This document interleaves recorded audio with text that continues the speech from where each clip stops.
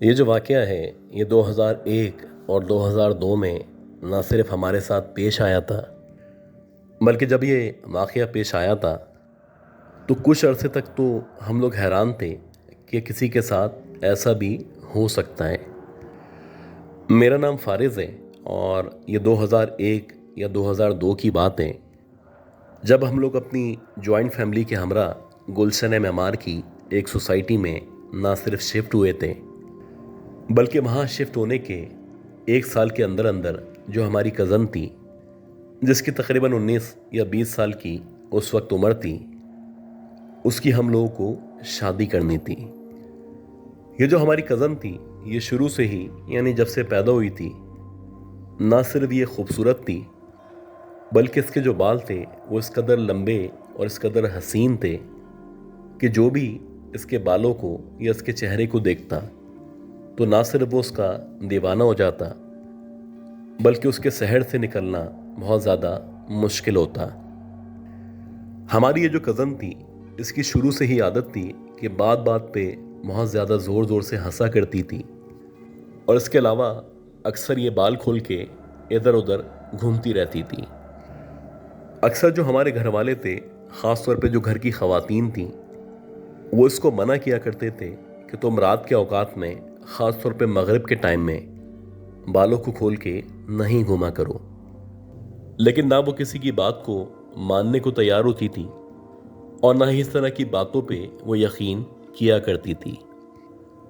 तो वैसे ही इस तरह से होने लगा कि अक्सर ऐसा होता कि असर की नमाज के बाद यानी मगरिब से 15 या 20 मिनट पहले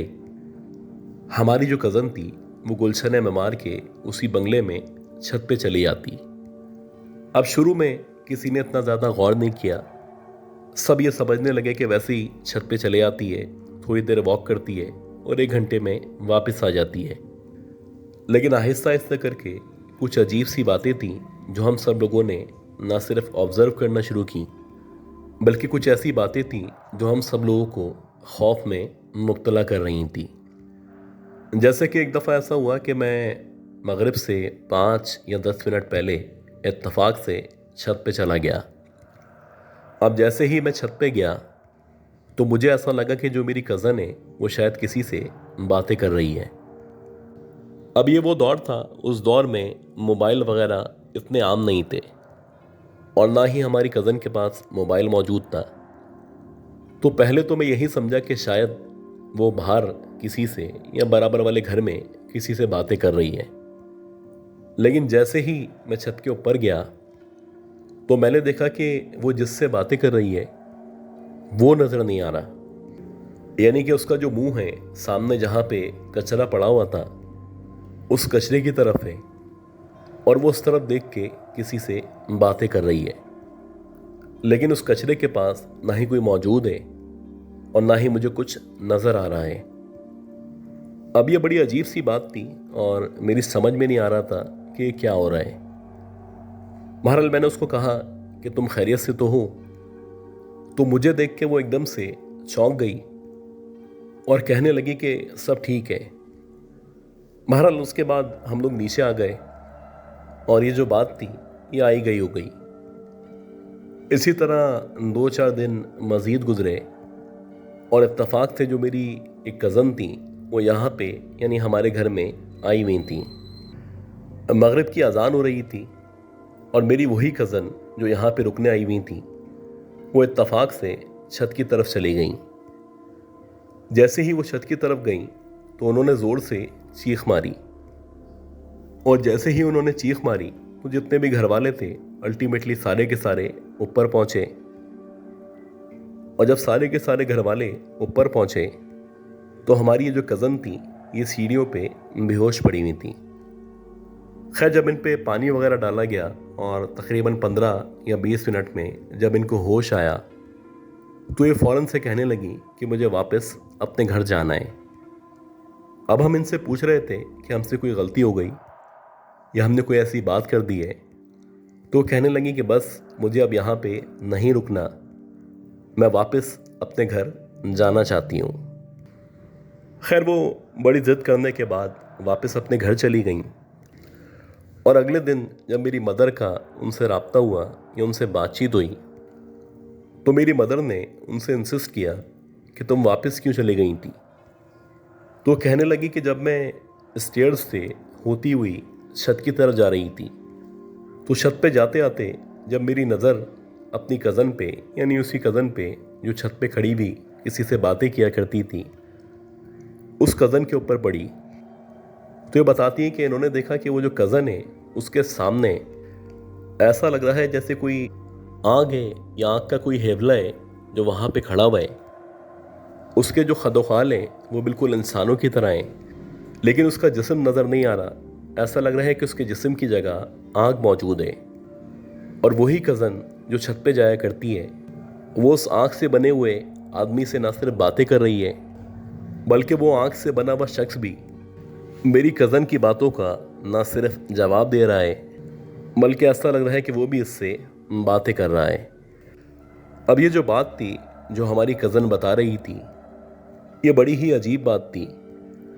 लेकिन इत्तेफाक की बात यह है कि कुछ दिनों पहले मैंने भी ऐसा ही कुछ देखा था।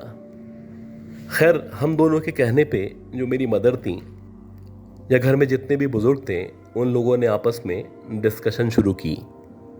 और डिस्कशन करने के बाद सब ने यही बेहतर समझा कि हमारी जो कज़न है इसको किसी आमिल को या किसी इस तरह के बंदे को दिखाना चाहिए जो इसको चेक करने के बाद बता सके कि आखिर मसला क्या है। अब जैसे ही मुख्तलिफ़ आमिलों से मुख्तलिफ़ उलमाए कराम से हम लोगों ने रब्ता करना शुरू किया तो वैसे ही जो हमारी कज़न थी उसकी देखते ही देखते तबीयत ख़राब से ख़राब होती चली गई और अक्सर उसको दौरे पड़ते वो अपने मुंह से अजीब अजीब सी आवाज़ें निकालती। अक्सर ऐसा होता कि वो बहुत बुरी तरह चीखने लगती और किसी अजीब सी ज़बान में कुछ कह के रोना शुरू हो जाती। खैर, अल्लाह का शुक्र है कि काफ़ी दिनों के बाद एक साहब का पता चला और इत्तेफाक से वो जो साहब थे वो हमारे घर आए और ना सिर्फ घर आए, घर आने के बाद उन्होंने हमारी कज़न का इलाज करना शुरू किया। तकरीबन 6 महीने तक हमारी जो कज़न थी उसका इलाज होता रहा और उसके बाद जाके जो हमारी कज़न थी उसकी तबीयत बेहतर हुई। लेकिन इस दौरानिए में जहाँ पे उसका रिश्ता हुआ था या जिस लड़के से उसकी शादी होने वाली थी उन लोगों ने हमारी कज़न की इस तरह की हालत देख के ना सिर्फ शादी करने से इनकार कर दिया था बल्कि उनको जब भी पता चलता कि हमारी कज़न की रिश्ते के हवाले से किसी से बातचीत हो रही है तो वो उनको भी डरा दिया करते थे कि इस लड़की से या इस बच्ची से शादी हरगिज़ मत कीजिएगा। इसी तरह तकरीबन 4 या 5 साल तक न सिर्फ हमारी फैमिली बल्कि हमारी वो जो कज़न थी वो भी सफ़र करती रही। फिर कहीं जाके अल्लाह अल्लाह करके 4-5 साल गुजरने के बाद हमारी इस कज़न की शादी हुई। वो जो आमिल थे जिन्होंने हमारी इस कज़न का इलाज किया था उनका यह कहना था कि क्योंकि आपकी जो कज़न है ये अक्सर मगरिब के औकात में यानी असर की नमाज के बाद अपने बालों को खोल के खुशबू लगा के छत पे जाया करती थी तो वहाँ से किसी गुजरती हुई मखलूक ने इसको पसंद कर लिया था और ये जो भी मखलूक थी वो ना सिर्फ इसको पसंद करती थी बल्कि हमारी कज़न को अपने साथ ले जाना चाहती थी। अच्छा गाइस, उम्मीद करता हूँ ये जो पहली स्टोरी थी ये कहानी ये स्टोरी आपको ज़रूर पसंद आई होगी। अब हम चलते हैं आज की दूसरी बहुत ही खौफनाक कहानी की तरफ और मैं उम्मीद करता हूँ कि आपने अब तक इस ऑडियो को इस वीडियो को लाइक ज़रूर कर दिया होगा।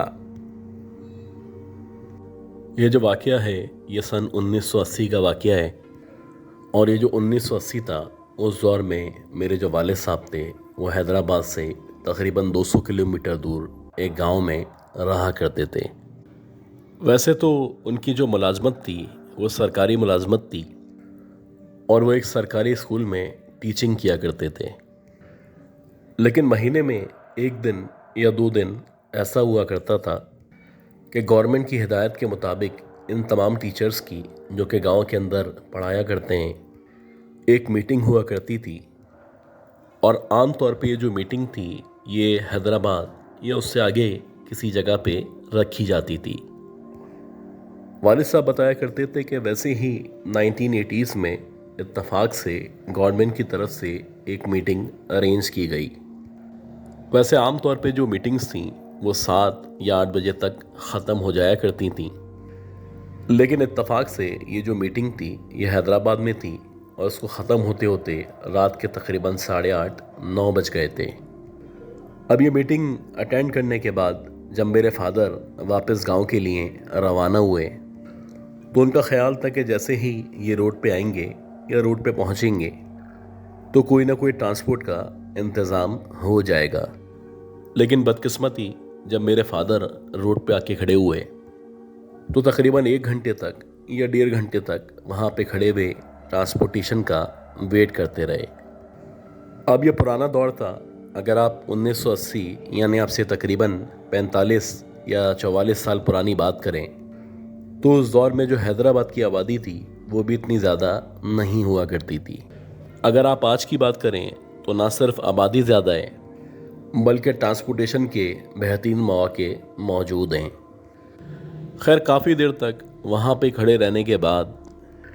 मेरे जो फादर थे उन्होंने आहिस्ता आहिस्ता करके मेन रोड से आगे की तरफ बढ़ना शुरू किया। मेरे फादर का ख्याल था कि जैसे ही ये किसी बस अड्डे पे या किसी ऐसी जगह पे पहुँचेंगे जहाँ पे कोई स्टॉप वगैरह मौजूद हो तो शायद वहाँ से किसी ट्रांसपोर्ट का इंतज़ाम हो सके। और ऐसे ही हुआ कि जब मेरे फादर चलते चलते उस जगह पहुँचे जहाँ पे बस अड्डा मौजूद था तो उस बस अड्डे पे बस तो मौजूद नहीं थी, लेकिन इत्तफाक से एक पुरानी गाड़ी खड़ी हुई थी और उसके अंदर 2 लोग मौजूद थे। अब मेरे फादर ने आगे बढ़ के उनसे सलाम दुआ की और जब सलाम दुआ की और आपस में सिंधी में बातचीत शुरू हुई तो वो जो लोग थे इत्तफाक से ये उसी तरफ जा रहे थे जिस रास्ते में या जिस तरफ हमारा गांव आया करता था। खैर थोड़ी बहुत बातचीत के बाद ये जो लोग थे इन्होंने मेरे फादर को न सिर्फ अपनी गाड़ी में बिठा लिया बल्कि आहिस्ता आहिस्ता करके ये लोग गांव की तरफ बढ़ना शुरू हुए। खैर मेरे जो फादर थे उनको इन्होंने गांव से तकरीबन 2 या 3 किलोमीटर के फासले पे उतार दिया था। अब यहाँ से जो रास्ता था वो कच्चा पक्का रास्ता था, कहीं कहीं पे इक्का दुक्का स्ट्रीट लाइट्स मौजूद थीं, जबकि जो ज़्यादातर हिस्सा था वो रोशनी से महरूम था। दोनों तरफ खेत मौजूद थे और एक अजीब सा सुनसान सा माहौल था, या आप कह सकते हैं कि मुकम्मल तौर पे वीरान रास्ता था जिस रास्ते से गुजर के मेरे फादर को अपने घर या गांव पहुंचना था।